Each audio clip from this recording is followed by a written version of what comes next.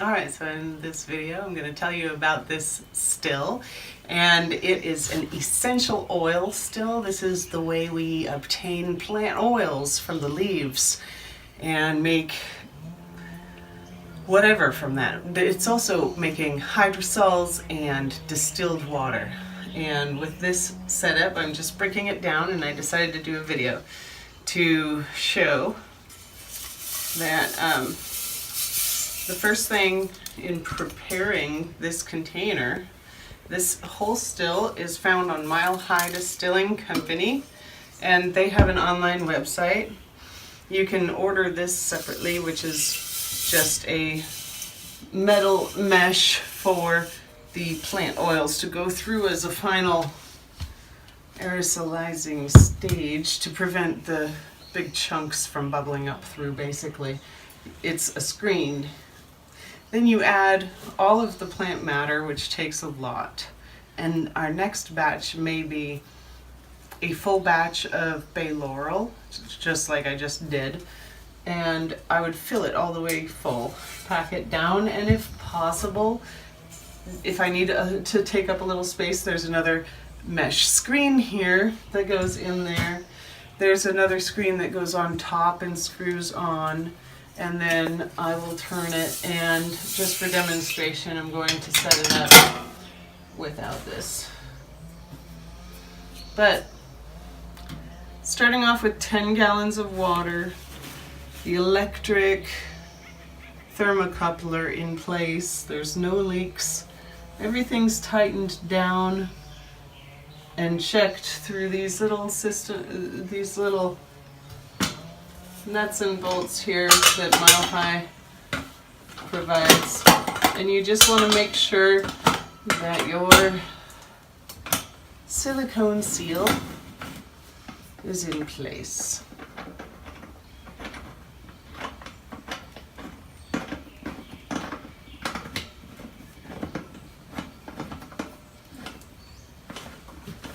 A silicone seal looks like this, and it comes with the unit. You just want to make sure you keep those in place, and you never twist. Once you place them on, you never twist the top. So putting this together, this is what is called a condenser.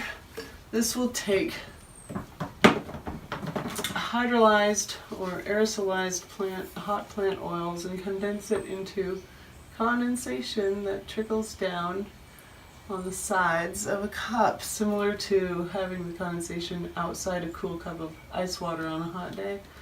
We get condensation on the inside of this condenser, and once we put it onto this silicone fitting that has these tiny ridges like a Ziploc bag, we don't spin it, otherwise you could tear the silicone, and a leak right here could cost you a lot of money in essential oils.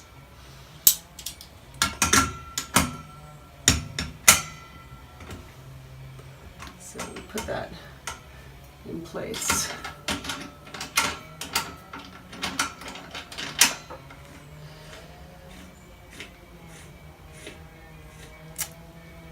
Also, the next thing is to fill a bucket. A 5-gallon bucket works.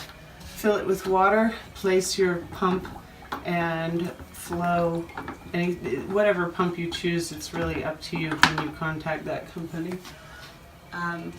You connect your lines and everything and have it ready. You don't need to turn that on until your temperature up here, when your vapor is coming out at 175 degrees or 145 depending on what plant you're using. You'll start getting condensation through here if you turn on your pump. If you see steam coming out of the tip, it's your essential oils that are not condensing. So a lot of ice usually is added. Dry ice is a really good thing to keep on hand, and blocks of dry ice work really well because they don't get pulled around the pump. Just for backup, 2 or 3 chunks of dry ice. So once it reaches the temperature, this is all connected in a way that's plugged into this thermocoupler here, and you'll be just dialing it down until you hear it click and stop boiling.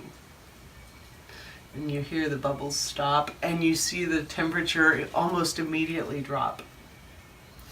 And once the temperature drops to that lower level, you click it slowly back on, and this is just called kiln sitting or temp watching, and somebody has to do it for however long it takes to get all of the essential oils from the plants. So you may be boiling off the essential oils from bay leaf at 157 degrees Fahrenheit. And you'll see that up here, 157 degrees, and you'll be turning it on and off to try to maintain that, or a little higher. You'll see with your condenser on, you'll see drips coming out of the tip of this condenser, and you'll be collecting it in whatever reservoir you're choosing, which must be glass. And most of these essential oils could be caustic to plastic, and the heat especially can just melt or shrink or warp any kind of plastic. So glass is a must-have, or stainless steel. So this is the basic setup. You're kiln sitting, clock watching for 2 to 4 hours, maybe sometimes 6 hours, depending on how well packed and mulched you have your leaf product, or floral, or whatever it is that you're trying to condense. You can also do forced blends if you don't have too much of any one thing, and that's something that we're considering. So this is your basic setup. If you have any questions, maybe I'll include a video of it working. One thing I'd like to say is, if these essential oils escape as a vapor, it will cause a very, it will be like a steam, but it's very caustic. You can see that a shellac on a artwork kind of thing here has literally melted off because it was within 2 feet of the steam from the bay when the condenser was not on. So it's very important to have it in a well-ventilated area, never indoors. Have it outdoors where it's very well ventilated and away from neighbors or someone who might be sensitive. And be sitting there and watching it so that when you see steam start coming out of here, you can turn on your condenser with the ice, chill it, and turn it into a liquid form so that you're not polluting in any kind of vapor, air. You're not polluting the air with whatever plant you're distilling. And take some precautions yourself. Have a mask that has a couple of types of cartridge filters so that you can make it through cloud if this happens to you. Have the plug and things away from the area so that you can turn it on from a distance. Have the ice and everything ready and packed, ready to go, and always just once it's on and it's over 100 degrees, don't leave it alone. That's my advice there. Once it's going, I'm using a very thick blanket here. That's a older down blanket, but I wrap this area really well because I want the heat to go straight through here and just zap it into an essential oil without a variation difference on the outer walls. And they don't have a double wall option as of yet. But this particular plant still, because of its large size, allows me to wrap it. So that's what the blanket is all about. So it ends up looking like that. And then I tie it up with a rope to keep it in place. That will assure that all of the plant matter is the same temperature at the same time all throughout the entire container. Alright, so hopefully my next video you'll see this in action.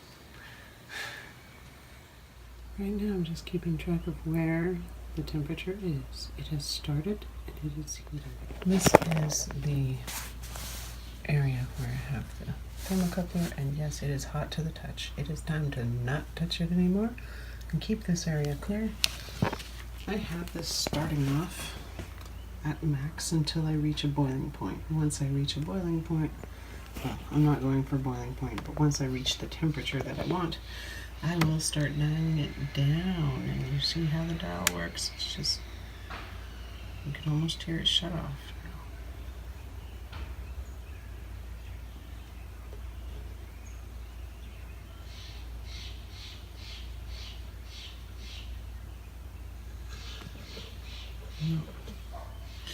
But little note on the side, if you want the ethanol and other essential oils,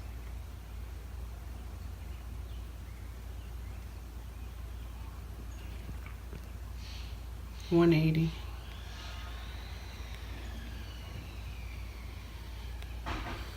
I usually dump any kind of making any kind of grape,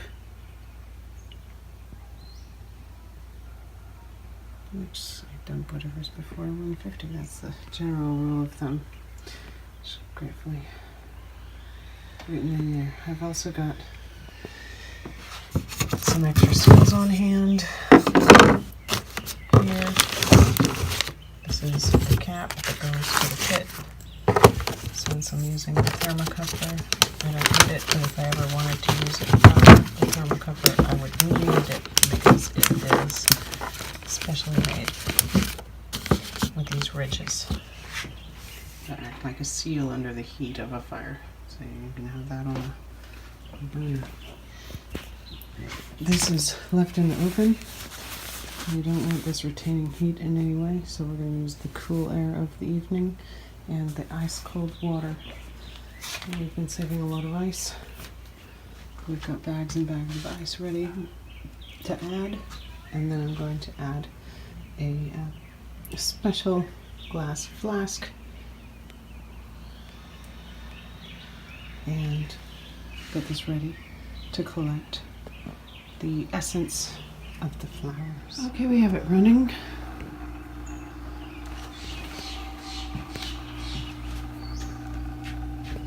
It is approaching the 200 level. You can see there. It's about 185. You can see the condenser is running. It is condensing water on the outside. That's a little warmer than the air, than the water. We have some drips flowing. Just a little bit. Now I've put a little plastic wrap around it, which doesn't actually touch the tip. And I've collected some in the jar already, so there is some in there. It's good. And it's hot. And that is hot. And a sip of blaring. I've been turning down the dial, and it is around there. And I'm going to turn it up a little bit to start it up. Let's see if you can hear it click. I'll unplug the pump for a second.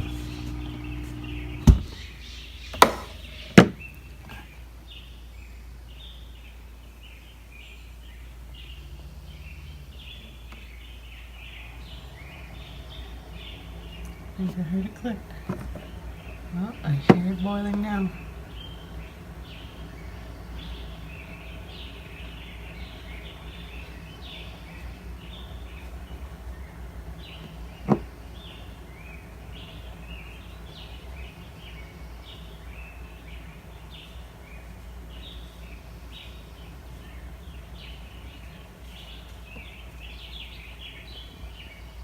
So this is basically what you do.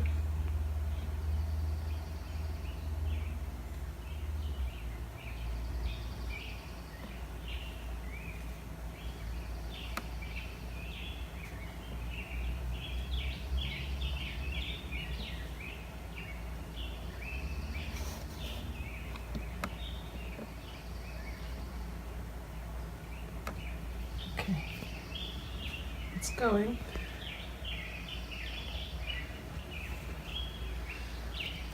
So I'm gonna watch it. Stay out here for the sunset.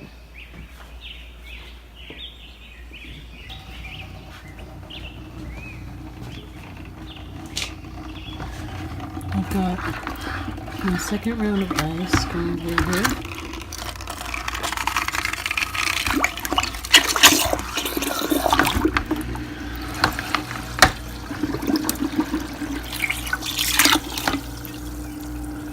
I've got the hot water running directly onto the ice. The pump on the other side. The water's a little dark. That's not because of the machine. That's because the bucket I was filling it with, had some coffee. Literally. There's a quarter cup of coffee in there. So you're not supposed to run it with any kind. You should run it with clean water. It's a funny story how it got there. Now once it starts boiling, you'll be able to see this plastic. One of the reasons why I do plastic. The plastic is moving. See that little pulsing? It's almost like a heartbeat. You know that it's boiling at that point. And we're keeping an eye on the temperature, bringing it as slow as possible up to 200 without going over 200. And so far,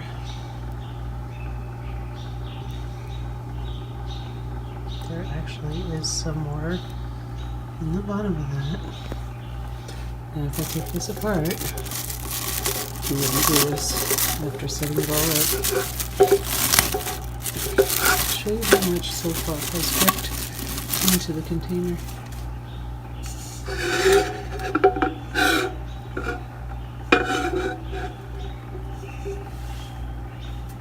Nice.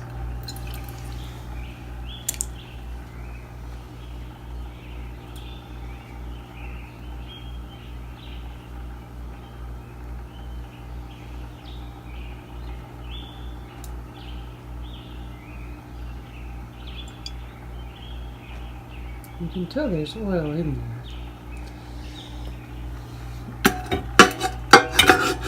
And I have it in a water bath with some ice.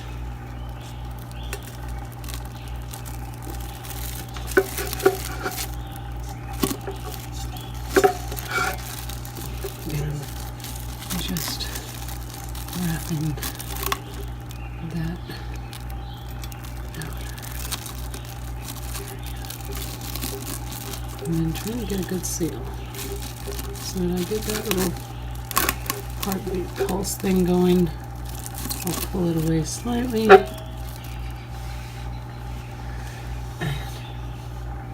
depending on how good of a job I did, I'll have, there it is, there's a little heartbeat pulse going.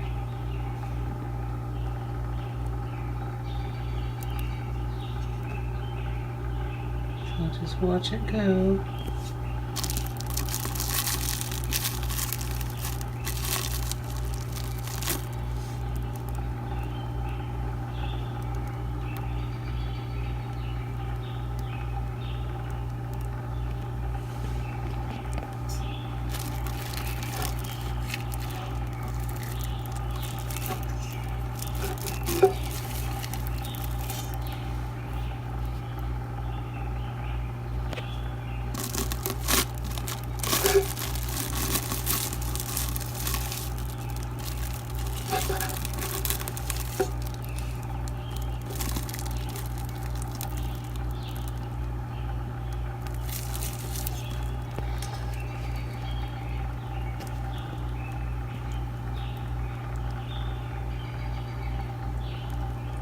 So we need to turn up the heat.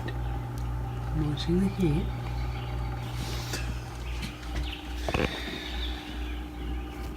And it has dropped. So I'm going to turn it up. Okay, the final bit comes late at night.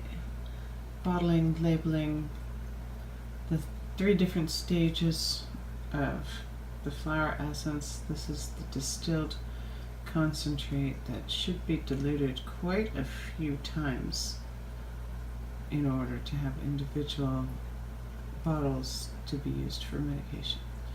But these things are a seasonal blend of flower essence, and in this concentrated form it can be used in soaps and lotions and other topical formulations, which is what the intent is for.